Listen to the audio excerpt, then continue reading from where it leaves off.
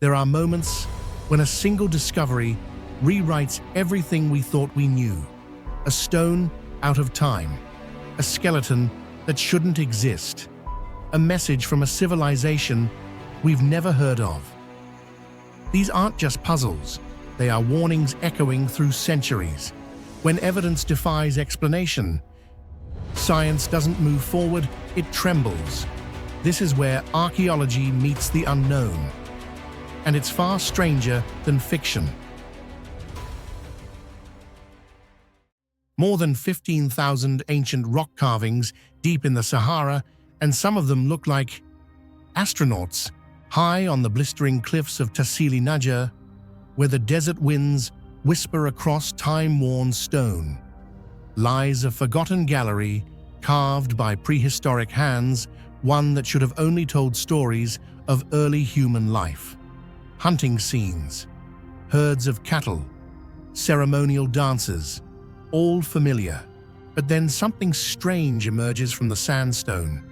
Figures with round, featureless heads, bulky bodies, tube-like appendages, and eyes, if they are eyes at all, that seem to stare from behind some kind of mask. Discovered in the mid-20th century and dating back as far as 12,000 years, these artworks do more than document the dawn of civilization. They challenge it. Because some of these beings don't look human, and they never did. So what exactly was painted on these prehistoric walls?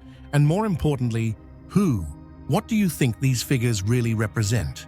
Are they ancient gods, shamanic visions, or something far more otherworldly? Drop your theories in the comments below. We want to hear your thoughts. Among the vast collection of over 15,000 rock paintings and engravings discovered on the Tassili Najjar Plateau, most depict scenes from the everyday life of prehistoric humans, hunting activities, livestock herding, religious ceremonies, and extinct animals.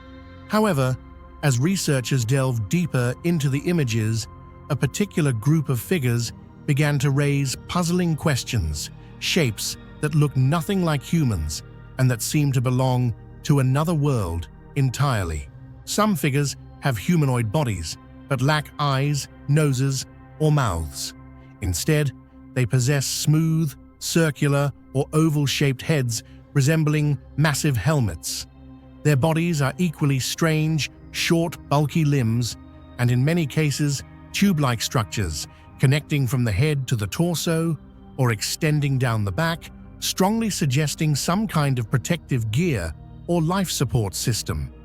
These figures are often significantly larger than the surrounding human characters, highlighted with bold colors, and appear in ritualistic or ceremonial contexts. The most prominent of these is a figure known as the Great Martian God, a massive being with arms outstretched, a faceless round head, standing at the center of a group of smaller humans who are either bowing or raising their arms toward it. The entire composition evokes the feeling of a solemn act of worship, yet the central figure being venerated does not resemble a human at all. These images raise a profound and unsettling question rarely asked in mainstream archaeology. Did prehistoric people really encounter someone or something that the human imagination alone could not have conceived? It is precisely these strange figures in the rock art that have strongly attracted the attention of the ancient astronaut theorist community, those who believe that prehistoric humans may have once encountered extraterrestrial beings, and that rock art is the remaining visual evidence of those encounters. According to their reasoning, if an ancient person actually witnessed a being not of this world, they would try to depict it in the simplest and most direct way possible. And that is exactly what seems to appear on the walls of Tassili. From this perspective, the round helmets are no longer just religious symbols, but could in fact be actual protective headgear. The long tubes might represent breathing apparatus or energy conduits, and the entire bizarre appearance closely resembles a modern spacesuit. Strikingly, these beings are never shown participating in ordinary daily life, not hunting, gathering, or socializing. They only appear in ritualistic ceremonial scenes, often surrounded by humans who seem to be worshipping or offering reverence. And that's exactly what sends chills down the spine of many observers. Could these entities be gods, but not from Earth? It wasn't just one or two isolated cases.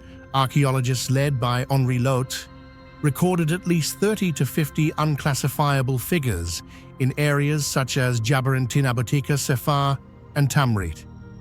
These figures shared some bizarre traits: round, featureless heads, large, heavy-set bodies, and they were often nearly twice the height of ordinary human figures depicted in the same scenes. What's even more intriguing is that they did not appear randomly scattered, but were instead clustered in distinct groups, as if arranged with deliberate intent. Some drawings even depict direct interaction between these beings and humans, pointing gestures, the exchange of round objects, or the beings standing in the midst of crowds who appear to bow or reach upward toward them.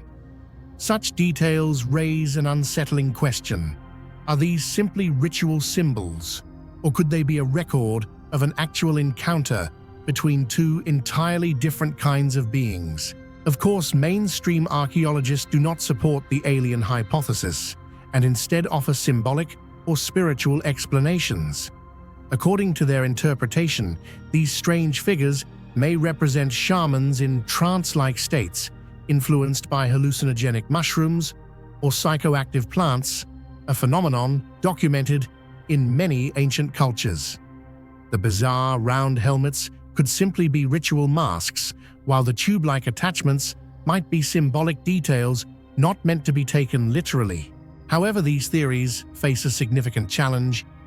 If the figures were merely abstract symbols or visions under altered states of consciousness, why is the style of depiction so consistent across dozens of different cave sites?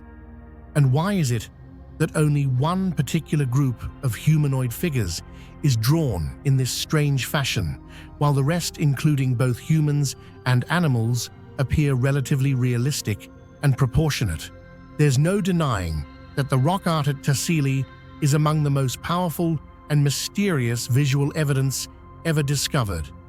These are not abstract symbols or vague sketches. They are clear, intentional images carved or painted directly onto stone, with a level of detail that continues to astonish modern researchers.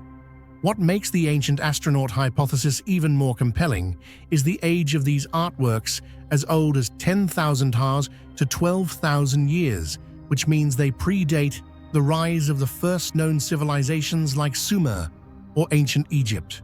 If an advanced intelligence truly set foot on Earth, even for a brief moment, then it's entirely possible that the rock carvings at Tassili are the last surviving traces of a memory long forgotten by human history. What do you believe? Tassili Naja is an archaeological treasure, a visual record of human life from thousands of years ago. But the strange beings appearing in some of these drawings cannot be easily dismissed by conventional explanations. Are they depictions of ancient gods, sacred spirits, or visitors from the stars? Buried deep beneath the sands of Egypt, inside a forgotten tomb in the Valley of the Kings, lay a man who shouldn't have been there. When archaeologists broke the seal of Cave 55 in 1907, they weren't prepared for what they found. No golden mask, no royal fanfare. Just a mutilated coffin, a defaced burial, and the strangest mummy ever uncovered in Egyptian history, a man with unnaturally pale skin and hair that had turned a golden blonde. He didn't look like a typical Egyptian. He didn't die like one. And even in death, someone tried to erase him from history. Was he a foreigner, a disgraced ruler, or the most controversial pharaoh Egypt ever produced? What began as a dusty tomb quickly unraveled into a biological riddle, a dynastic scandal, and a genetic warning, all written in ancient bone. What do you think really happened here? Was this man truly Akhenaten, the heretic king erased by history? Or could he have been someone else entirely, a lost prince, a genetic experiment, or even a political scapegoat? Drop your theories in the comments. Do you think the blonde hair and pale skin were real, or just a trick of time and mummification? And what does his erasure say about how dangerous his memory truly was? Let us know what you believe. We're reading every comment. When tomb KV55 was discovered in 1907, it offered no clear answers, only deeper questions. Inside, archaeologists uncovered artifacts linked to the Amarna period, one of the most turbulent chapters in Egyptian history, when Pharaoh Akhenaten sought to completely overturn the nation's religious system by replacing polytheism with the sole worship of Aten. The objects in the tomb clearly connected to Akhenaten, his mother, Queen Tiye, and even Kia, a mysterious consort. However, all identifying inscriptions had been deliberately erased. Most strikingly, the coffin appeared to have been originally crafted for a woman, complete with sculpted breasts, which had been brutally hacked away to make it appear masculine. The burial mask had been destroyed beyond recognition. It seemed clear that the individual buried here had been intentionally erased from history, as if his very existence was considered dangerous. But the greatest question remains: was this truly Akhenaten, Egypt's cursed and heretical king, or someone else entirely? One of the most controversial aspects of the mummy found in tomb KV55 is its highly unusual appearance. According to the accounts of early archaeologists, the mummy's skin was extremely light, almost pale white, something rarely seen in any Egyptian mummy ever discovered. Even more strikingly, traces of hair still clinging to the scalp appeared light blonde, nearly platinum in color. This discovery led many to speculate that the individual might have been a foreigner, perhaps from northern kingdoms like Mitanni or Anatolia. Meanwhile, some scientists argued that the blonde hair and pale skin were byproducts of the mummification process. Long-term exposure to salt natron and embalming compounds could have bleached darker hair over thousands of years. Whatever the cause, the image of a white-skinned, blonde-haired pharaoh became etched into the public imagination as a deeply mysterious symbol, one that continues to fuel debate to this day. The true identity of the mummy in tomb KV55 has remained at the center of archaeological debate for over a century. While physical evidence and artifacts strongly suggest a close connection to the royal family of the Amarna period, the exact identity of the individual remains a major mystery. Three main theories have emerged: that he may be Akhenaten, the revolutionary pharaoh who reshaped Egypt's religion, or Shmenkhare, a mysterious ruler who reigned briefly after Akhenaten, or possibly a royal prince, perhaps a brother or cousin of Tutankhamun. The biggest complication lies in the age at death. Skeletal analysis indicates the mummy was a male who died between the ages of 20 and 25, while Akhenaten, if he truly was Tutankhamun's father and ruled for nearly 2 decades, should have died at 35 to 40 years old or older. Some scholars reject the Akhenaten theory, citing that the skeleton is simply too young. However, supporters point to a range of unusual anatomical features: an elongated skull, narrow frame, wide hips, and delicate limbs, which eerily match the distorted depictions of Akhenaten in Amarna art. Are these signs of a genetic disorder, or were they a deliberate form of divine exaggeration through artistic style? That question remains unanswered. The biggest turning point in the effort to uncover the identity of the KV55 mummy came in 2010, when a research team led by Dr. Zahi Hawass conducted DNA analysis on royal mummies from the Amarna dynasty. The results were groundbreaking. The KV55 mummy was almost certainly the biological father of Tutankhamun, and also the son of Pharaoh Amenhotep III and Queen T. Based on this, the scientific community largely agreed that KV-55 must be Akhenaten. However, controversy persisted regarding the age at death. Skeletal analysis indicated the individual died at around 20-25 years old, while Akhenaten, given his long reign and role as Tutankhamun's father, should have been over 35. This left many researchers questioning, was the age estimate inaccurate, or is there a deeper hidden part of the truth yet to be uncovered? This brings us to the most disturbing and perhaps most revealing mystery of all the signs of extreme inbreeding and genetic breakdown in the 18th dynasty's royal line. Modern DNA analysis of the KV-55 mummy and Tutankhamun revealed multiple congenital defect signs that suggest the Amarna family tree was riddled with incestuous unions. For generations, the pharaohs of Egypt had married sisters, daughters, and nieces in the name of divine blood. But this effort to preserve royal purity may have become their undoing.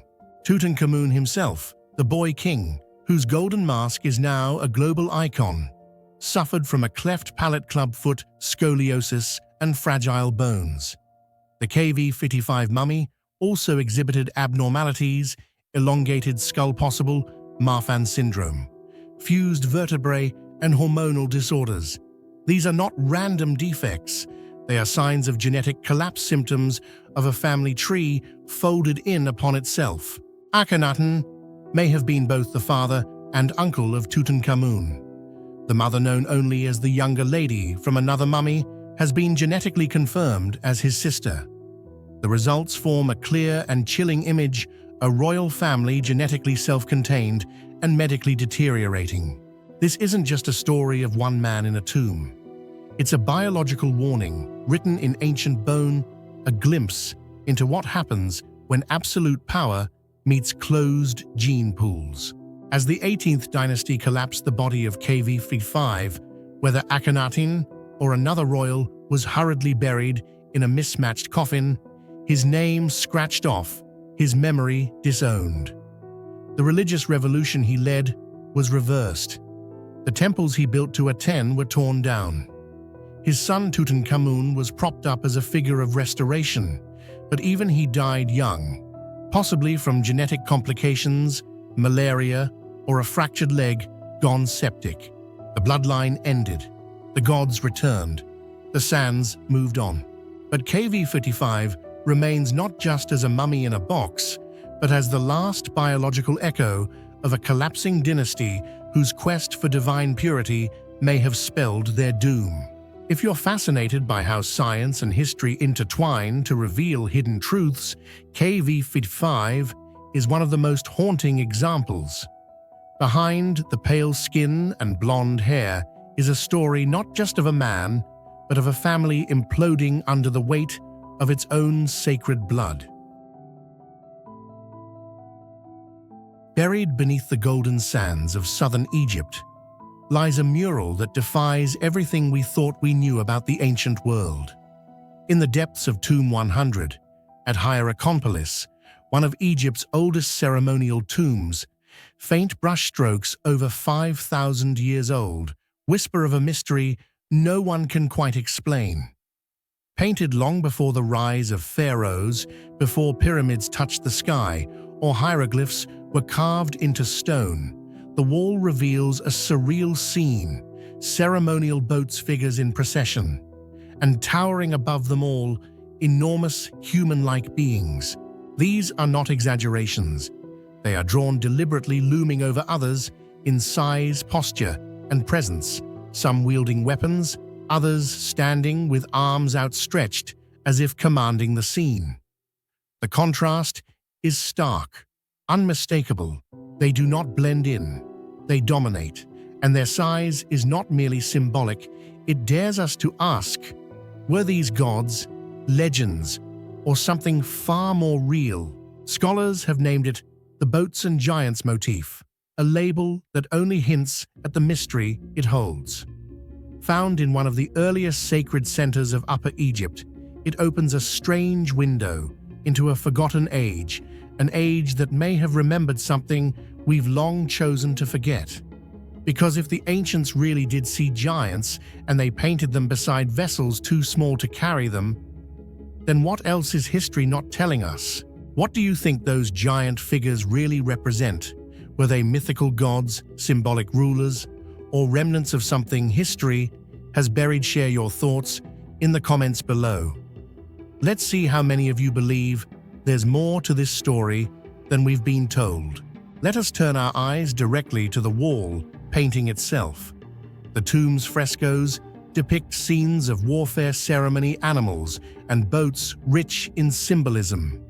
Yet amid the dense iconography, the eye is drawn toward human figures, rendered at radically different scales. Some stand head and shoulders above others.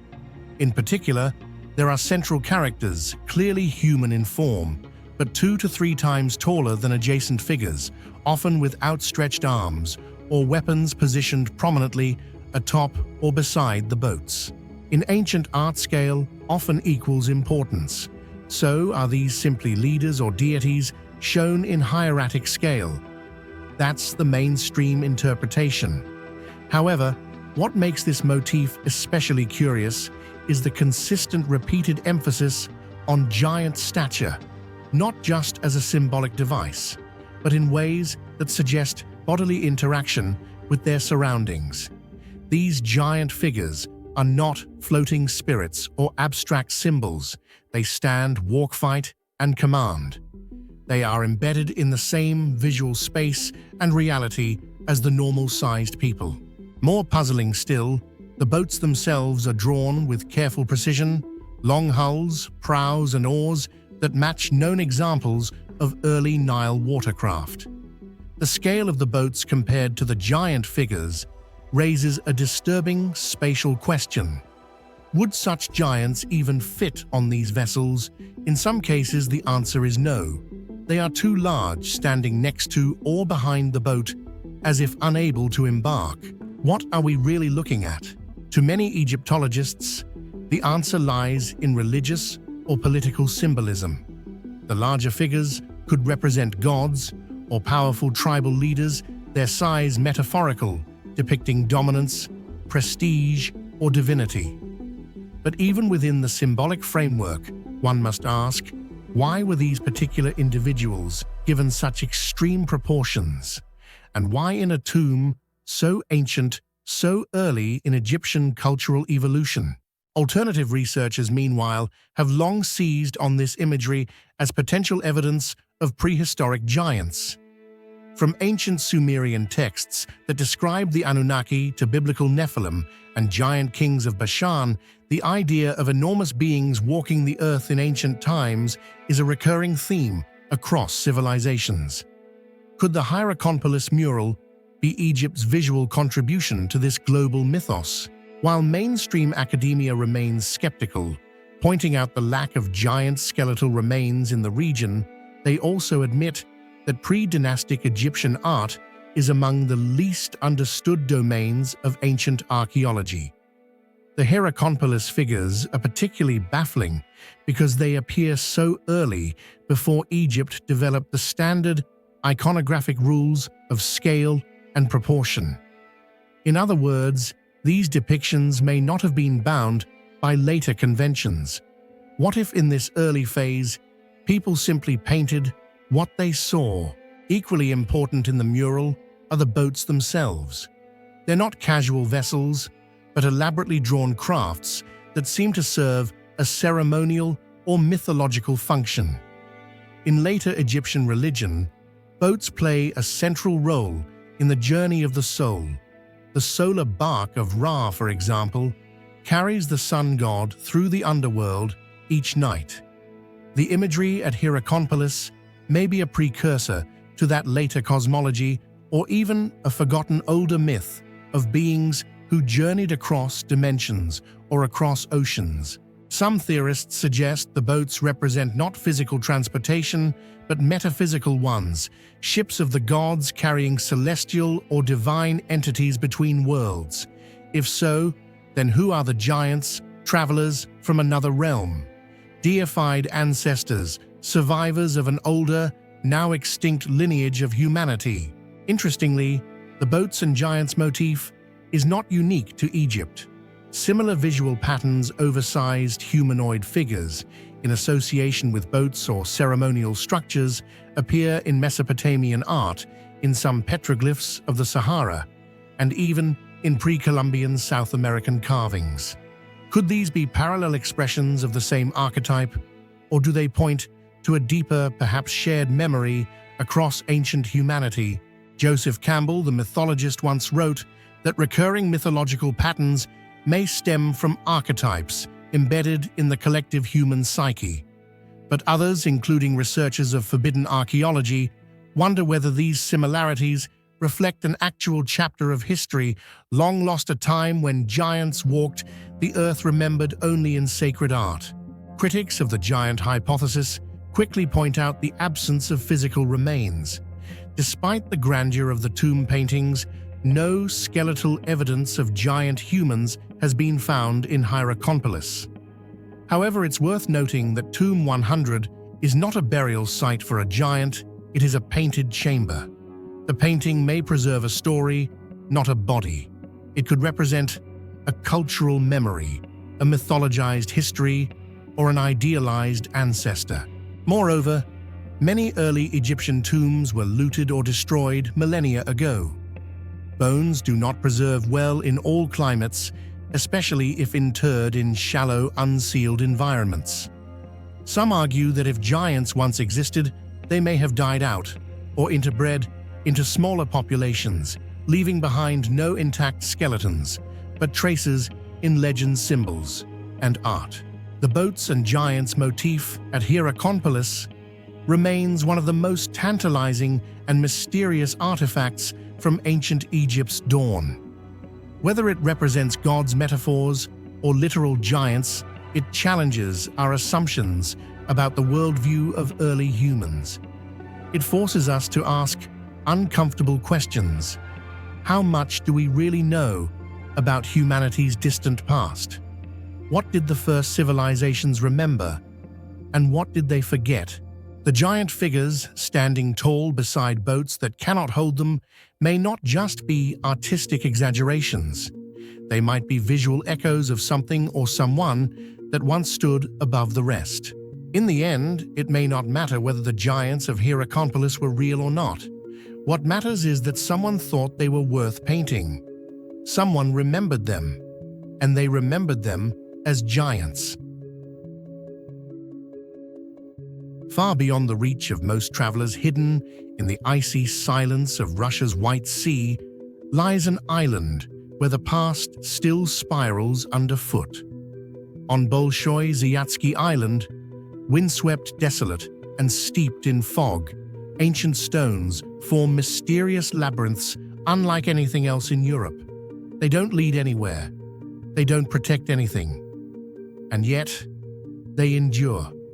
More than 30 of these spiraling stone formations have been discovered across the Solovetsky archipelago, but it's this isolated cluster that continues to defy explanation. Archaeologists study them, astronomers measure them, mystics walk them, and still no one truly knows. Were these stones meant to guide the living or speak to something beyond time? Their patterns whisper of a vanished world, one that left no words, only stone. What do you think these stone labyrinths were built for? Were they meant to guide ancient travelers, send off the dead, or chart the stars above? Drop your theory in the comments below. We'd love to hear your take on this Arctic enigma. At first glance, the stone labyrinths on Bolshoi Zayatsky Island may seem simple, just low rows of rocks spiraling across the grass like a giant game abandoned in a meadow. But upon closer inspection, an astonishing level of complexity emerges. Many of the structures feature double spiral designs, closely resembling coiled rope, or even the shape of DNA strands. Each stone is placed with such precision that it suggests the builders possessed a deep understanding of geometry, symmetry, and possibly even astronomy. The regular, tightly connected spirals across space indicate that these are not random constructions, but rather a deliberate system of thought symbolism or measurement whose meaning has been lost to time. Unlike the towering stone walls of ancient fortresses or the practical roads of old cities, the labyrinths on Bolshoi Zayatsky Island were not built to shelter, defend, or serve daily life. They aren't tall enough to block anyone or anything, nor do they lead to any clear destination. So why did our ancestors invest such great effort into creating these strange, spiraling stone formations? The answer may lie more in spiritual depth than physical function. Many researchers believe these were ritual structures used in rites of passage, funerary ceremonies, or ancient magical practices. Others suggest that the layout and orientation of the labyrinths may align with solar positions, transforming this remote site into a prehistoric observatory, a mysterious northern Stonehenge. Some of the labyrinths on Bolshoi Zayatsky Island have been found to be precisely aligned with the sunrise or sunset during the solstices, a detail far too specific to be mere coincidence. This suggests that these structures may have functioned as solar calendars or even as star maps that mirrored celestial movements. For ancient communities whose survival depended on seasonal rhythms and weather patterns, tracking cosmic cycles was not just philosophical, it was vital for food preparation, migration, or avoiding natural disasters. The spiral stone paths might have served as visual teaching tools or as a form of connection to the cosmic order, where humans, the sun, and time were seen as parts of an eternal cycle. Beyond the astronomical and survival-based theories, there is a deeper, more spiritual interpretation. The spiral shape symbolizes the soul's journey after death, from the physical world to the invisible realm. Each coil represents a transition, a layer of transformation, or a cycle of rebirth. This perspective is further supported by the presence of burial mounds, stone circles, and upright standing stones surrounding the labyrinths, forming a large-scale ritual landscape. Archaeologists estimate that this entire complex dates back 3,000 to 4,000 years, from the late Stone Age to the early Bronze Age. Of all the mysteries surrounding the Bolshoi Zayatsky stone labyrinths, the most profound and haunting question remains: who built them? There are no writings, no names, no carved symbols, no clear trace of the identity or culture of the people who once lived here. They might have been fishermen, shamans, or members of an ancient tribe that has completely vanished. Even today, no genetic lineage can be definitively linked to them. It's as if an entire worldview was erased, leaving behind only silent stones. Some researchers believe that these stone labyrinths were not merely symbolic or spiritual. They may have been survival codes encoded into physical structures. According to this theory, the spirals weren't meant to confuse, but rather to function as memory systems for tracking seasonal fishing times, migratory patterns, or preparing for climate changes, especially crucial in the harsh Arctic environment. The alignment of the labyrinths with points on the horizon might have helped mark time, acting like an ancient solar calendar. And since these early communities lacked written language, they may have relied on ritual and spatial design for collective memory. In that sense, the labyrinths became pre-literate memory banks where vital survival knowledge was preserved through ceremony, not text. If the stone labyrinths served only practical purposes, like marking time or signaling seasonal changes, then why were they designed with such intricate spirals, perfect symmetry, and placed within ceremonial landscapes, even burial grounds? This question points to a deeper theory that the labyrinths were not merely tools, but a form of monumental language encoded not through sound or script, but through shapes built to endure for millennia. Perhaps they were created to communicate across generations, or even to send messages to civilizations the builders would never meet. Unlike carvings or inkstones survive. Perhaps the builders knew this. As language fades, people move, and time erases detail, the spiral remains. If so, each coil may be a message, each loop a sentence. And the question lingers, what were they trying to say? Some believe the labyrinths are sacred warnings, energy centers, or zones to avoid. Others see cosmic symbolism, mimicking the paths of stars across Arctic skies. Still others view them as remnants of a completely lost way of thinking, where nature, survival spirit, and memory were inseparable. The stones confirm nothing. They deny nothing. They simply endure. Without text, we turn to archaeology, astronomy, and imagination. Perhaps this was the goal all along, that long after their builders vanished, we would still follow their spiral paths, still asking, still wondering. Whether these labyrinths are maps of the sky or survival codes of the earth, they whisper the same truth, that once people lived here. They watched the same sun rise and fall. They feared the same storms. And they left us a message, not in ink or fire, but in stone. And that message, though undeciphered, still echoes. They rise like giants from the Bosnian earth, perfect slopes, razor-sharp angles, and ancient tunnels buried deep beneath their feet. But are we staring at the ruins of a forgotten civilization, or just being fooled by the shapes of stone and shadow? In the heart of Bosnia, the hills of Visoko have become the center of a global mystery. To some, they are the world's oldest and largest pyramids, built by an advanced culture lost to history. To others, they're nothing more than geological illusions, hijacked by pseudoscience and driven by tourism. Archaeologists call it nonsense, tourists call it magic, and somewhere in between lies a story of ambition, controversy, and a question that refuses to die. Are the Bosnian pyramids one of humanity's greatest hidden achievements, or one of archaeology's most elaborate illusions? What do you think about the Bosnian pyramids? Are they evidence of a lost civilization, or just a spectacular misunderstanding of natural geology? Share your thoughts in the comments below. I'd really love to hear your perspective.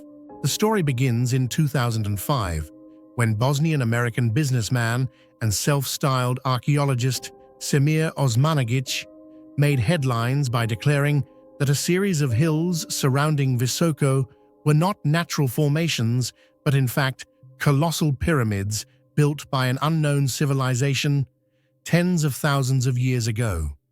According to him, the main structure, Visočica Hill, was actually the Pyramid of the Sun, measuring over 220 meters high, thereby surpassing even the Great Pyramid of Giza in size. Osmanagic later added claims of additional pyramids nearby, naming them after celestial bodies such as the moon, Earth, Love, and the dragon, forming a complex allegedly aligned with astronomical principles. What lent initial credence to Osmanagic's claims was the shape of the hills themselves. The Pyramid of the Sun exhibits remarkably straight sides, a nearly symmetrical triangular face, and what appears to be a precise orientation to the cardinal directions. From aerial photography, the formation does resemble a geometric pyramid. For many lay observers, the idea that such a structure could exist unnoticed for centuries seemed both thrilling and plausible. Beneath the surface, things became even more intriguing. Excavation efforts led by Osmanagic's team revealed what he described as man-made stone blocks, terraces, and artificial tunnels. The most dramatic discovery was a sprawling network of underground passages known as the Ravna tunnels, allegedly connecting the pyramids. Within these tunnels, Osmanagic claimed to find massive ceramic stones, some engraved with markings and weighing several tons. According to his estimates, These features date back as far as 30,000 years, challenging mainstream understandings of prehistoric civilization. The idea of a forgotten advanced civilization buried beneath the hills of Europe captured the public imagination. International volunteers flocked to the excavation sites. Tourists came in droves, hoping to touch ancient walls, breathe the healing air of the tunnels, and reconnect with a lost past. Local authorities, eyeing economic opportunity, lent tentative support to the project in its early years, helping promote the site as a unique tourist attraction. But as the media spotlight grew brighter, so too did the scrutiny. This is where the narrative begins to fracture. Despite the elaborate claims and media frenzy, no credible peer-reviewed scientific evidence has ever confirmed the existence of a man-made pyramid structure in Visoko. On the contrary, numerous geologists, archaeologists, and historians from respected institutions across Europe and the world have categorically rejected Osmanagic's conclusions. In 2006, the European Association of Archaeologists, EAA, issued a formal statement declaring the Bosnian pyramids to be a hoax, warning that the so-called excavations were damaging legitimate archaeological sites and misleading the public. Many pointed out that Osmanagic lacks formal training in archaeology, and that his interpretations of the findings are based more on speculation and confirmation bias than scientific method. Independent studies conducted by professional geologists have thoroughly analyzed the structure of the hills. Their findings indicate that Vysočina Hill and the surrounding area consist of natural sedimentary formations, including layers of conglomerate and sandstone typical of the region's natural geological processes. What Osmanagic describes as man-made blocks are in fact naturally fractured rock strata, and the tunnels are believed by many to be a mix of old mining shafts and modern enlargements created during his excavations. Additionally, radiocarbon dating of organic materials found at the site has failed to support the hypothesis of an ancient construction period. No artifacts, inscriptions, or tools typically associated with ancient human construction have been found in context with the so-called pyramid structures.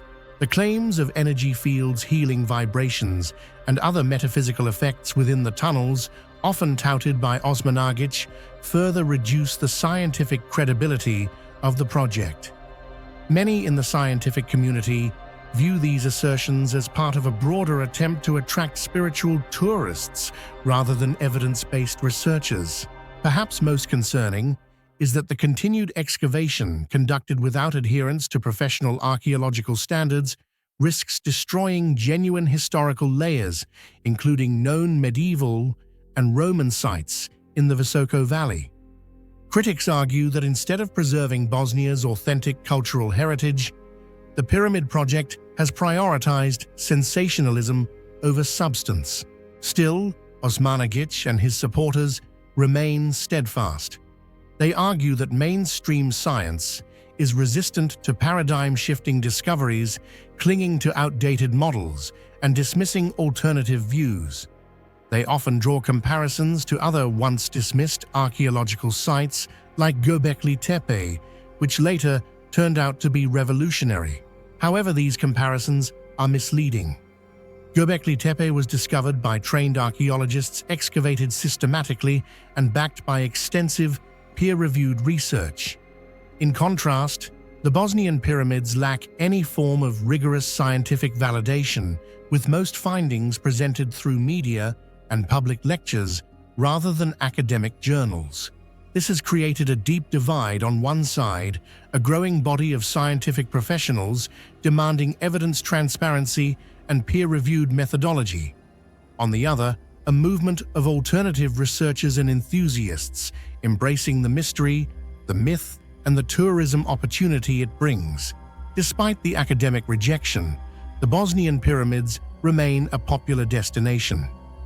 Pilgrims of ancient mysteries, spiritual healers, and amateur explorers continue to visit the Ravna tunnels and climb the pyramid slopes. For the local economy, The influx of tourists has provided a lifeline to a region still recovering from the scars of war. For many, the pyramid phenomenon is less about truth and more about hope, wonder, and belief in something bigger than ourselves. But for the academic world, it remains a cautionary tale about how easily misinformation can spread, how pseudoscience can overshadow genuine history, and how complex the battle between evidence and ideology has become in the modern age. The Bosnian pyramids are not just a geological oddity, they are a mirror reflecting our fascination with lost civilizations, our hunger for mystery, and our willingness to believe in the extraordinary. Whether they are natural formations rebranded as ancient wonders or genuine remnants of a forgotten epoch, one truth is certain without rigorous, verifiable science. Extraordinary claims cannot be accepted as historical fact. Until proven otherwise, through universally accepted methods, controlled excavations, peer-reviewed data, and scholarly consensus, the Bosnian pyramids remain at best a captivating curiosity, and at worst, a reminder of how easily myth can masquerade as history in the absence of evidence. No one would have guessed that in the dry, desolate deserts of Nevada, where only rocks, dust, and centuries of silence remain there, lies a secret powerful enough to shake the very foundations of human history. Lovelock Cave, a small and seemingly insignificant crevice near the Humboldt Sink, was once thought to be nothing more than a forgotten bat cave.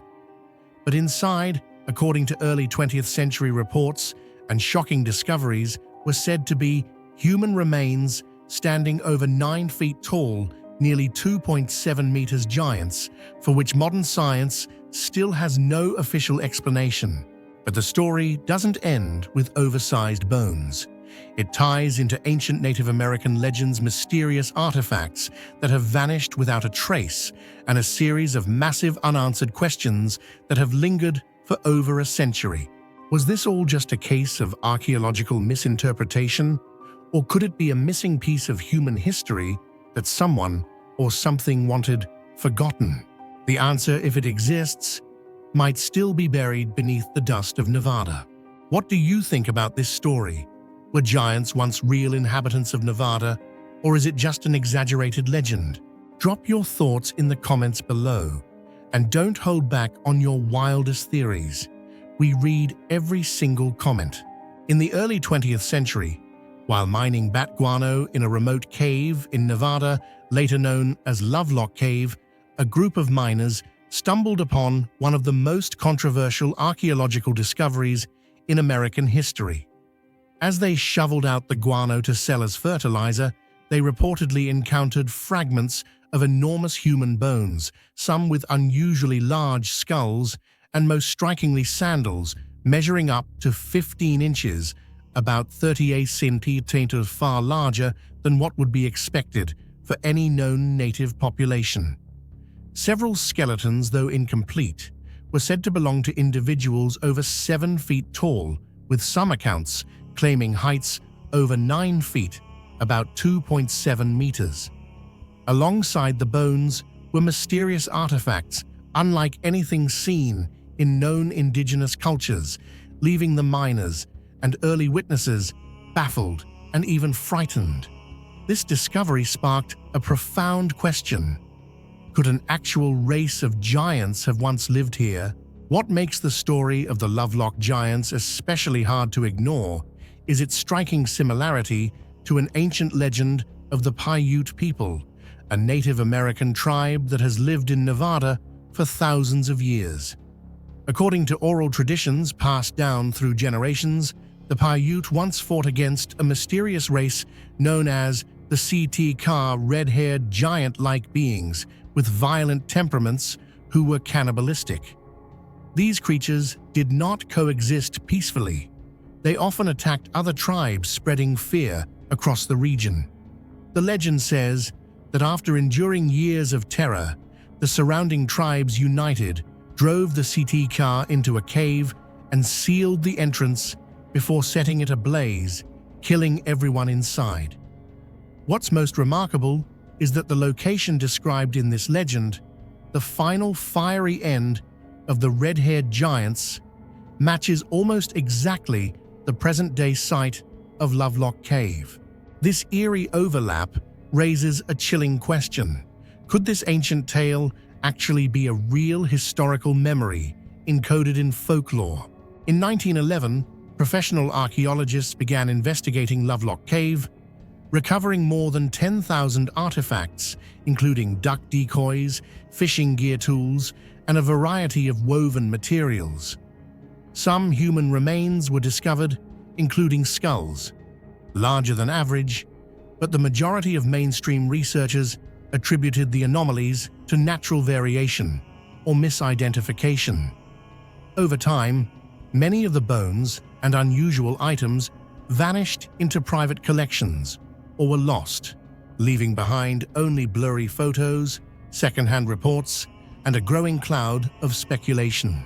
What keeps the mystery of the Lovelock giants alive isn't just the alleged oversized skeletons, which are now no longer publicly accessible, but rather the fact that no clear, definitive scientific conclusion has ever been made. While some skulls were examined by the Nevada State Museum and deemed to belong to individuals of normal size, many independent researchers insist that the most crucial bone fragments were removed, hidden, or simply vanished. And what's most astonishing is that for over a century, there has been no significant modern investigation, no forensic analysis, DNA testing, or radiocarbon dating conducted on the remaining remains. Why have mainstream scientists remained so strangely silent, especially when contemporary newspapers, eyewitness accounts, and even early museum records described human bones with highly unusual dimensions? Is there a deeper reason why this topic is avoided, or is it simply an uncomfortable gap in scientific history, one that no one dares to explore? The core issue isn't just the question, did giants really exist, but rather why, after more than 100 years, that question remains unanswered.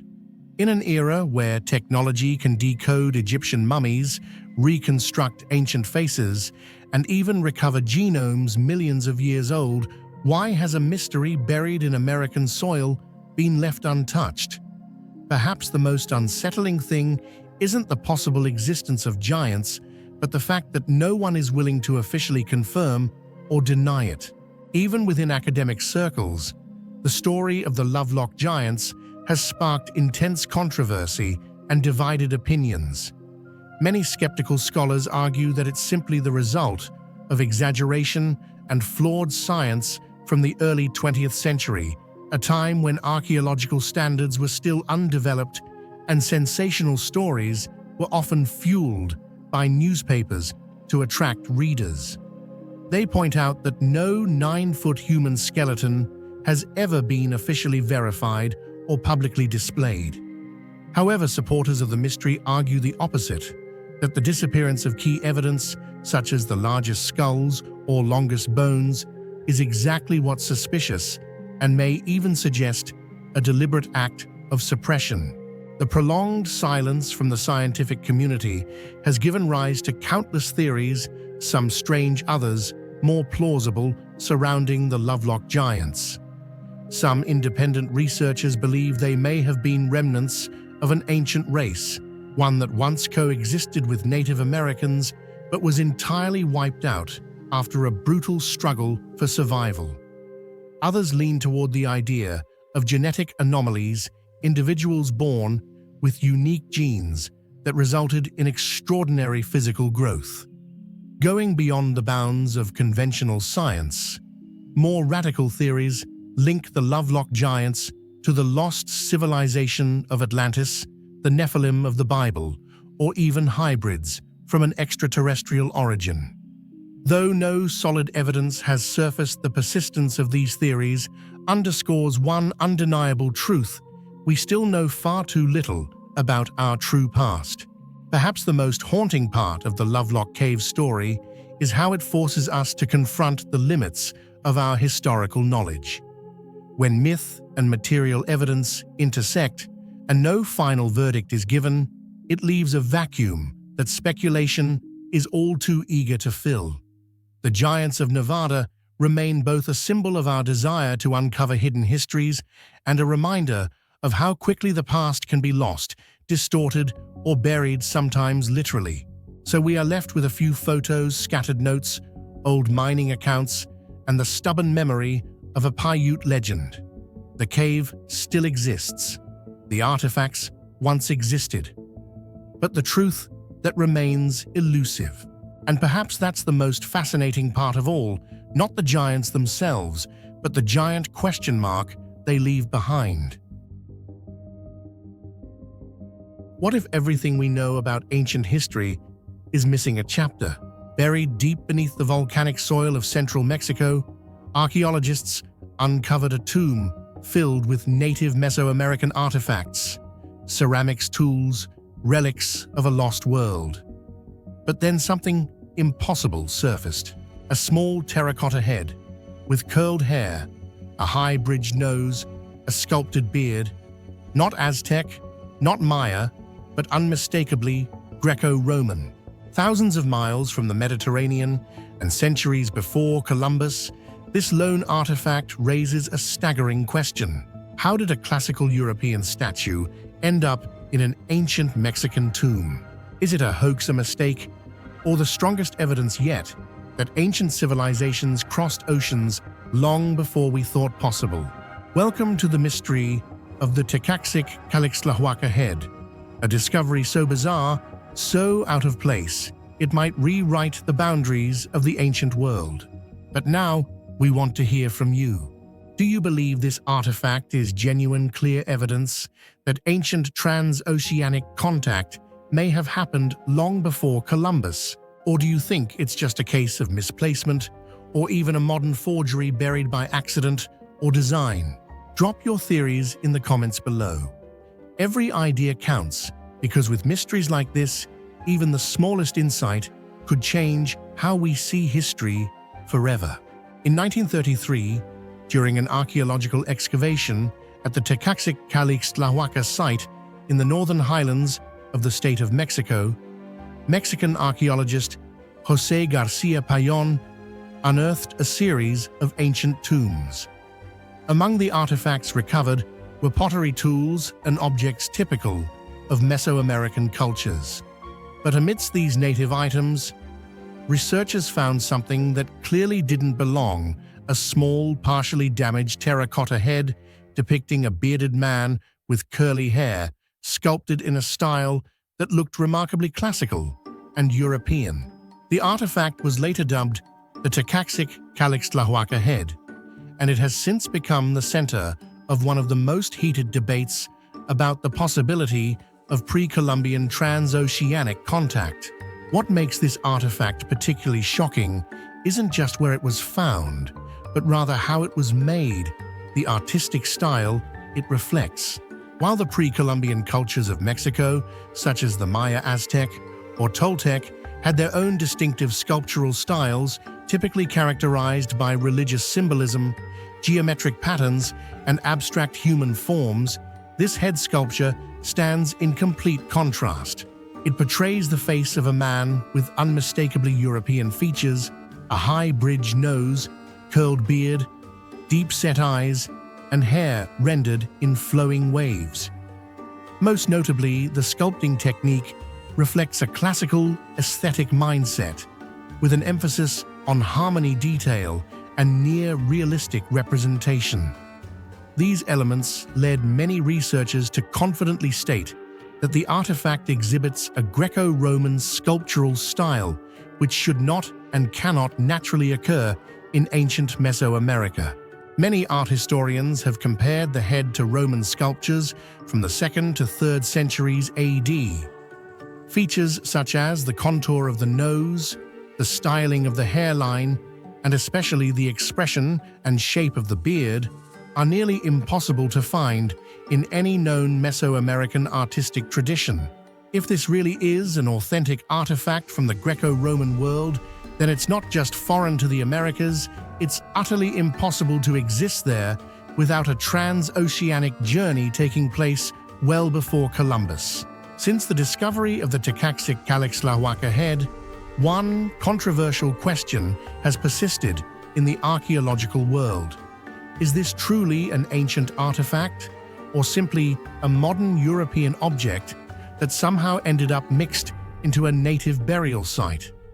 What seems like a straightforward question has fueled decades of debate, because if the artifact is authentic, it could fundamentally shake our traditional understanding of intercontinental history. To clarify the issue in 2001, two researchers, Romeo Hristov, University of New Mexico, and Santiago Genovese National Autonomous University of Mexico, re-examined the artifact using original excavation records and stylistic analysis. They concluded that the head was not a later intrusion, but had been buried intact within the same archaeological layer as the other Mesoamerican artifacts, strongly suggesting that its presence was original to the site's historical context. Furthermore, additional analyses of its crafting techniques and clay composition revealed a striking similarity to Mediterranean artifacts from classical antiquity, especially those of the Roman Empire. However, because the head is made of inorganic terracotta and lacks organic material, radiocarbon dating methods could not be applied.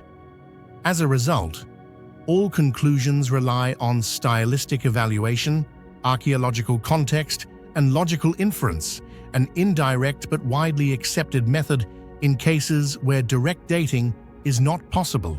With the evidence currently available, the academic community remains divided.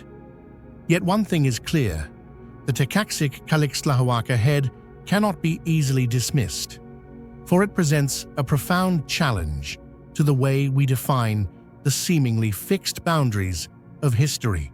If this head truly originates from the Roman world and wasn't accidentally introduced later, the implications are staggering. It would suggest that Romans, or at least Mediterranean traders, might have crossed the Atlantic and reached the Americas thousands of years before Columbus. While this idea remains fringe in mainstream archaeology, it's not without precedent. Historians have long debated the possibility of early transoceanic voyages by the Phoenicians, Carthaginians, or even Norse seafarers like the Vikings. Could a Roman merchant ship blown off course, or drifting after a storm, have reached the shores of ancient Latin America? We can't say for certain, but if that scenario proves true, the Tekaxik-Kalixtlahuaca head would be one of the earliest archaeological proofs of interaction between the Old and New worlds. Of course, not everyone accepts the theory of ancient transatlantic contact. Some archaeologists argue that the head was brought to Mexico by a European during the colonial period and somehow ended up mistakenly buried within a pre-Hispanic context. But if that's the case, why is there no documentation or trace of modern interference? And more importantly, how could the artifact align so well with the tomb's age, archaeological layer, and cultural surroundings? Others suggest it could be a prank or a modern replica intentionally planted to confuse scientists. Yet after nearly a century, no one has ever come forward to support this theory, and no clear evidence has emerged to debunk the original excavation report. To this day, the Tekaxik-Kalixtlahuaca head remains one of Mexico's greatest archaeological mysteries, a focal point for discussions about the possibility of early contact between the Old World and the New World. Its Greco-Roman sculptural style, found deep in the Mexican highlands, challenges not only our understanding of ancient migration, but also how we perceive human history itself, not as isolated civilizations, but as a potentially interconnected web, far older than we ever imagined. Could it be that the Romans, the Phoenicians, or even older civilizations once set foot in the Americas? Could what we consider mainstream history only be the tip of the iceberg? The Tikaxic head remains a misplaced piece of the puzzle, still waiting for its answer.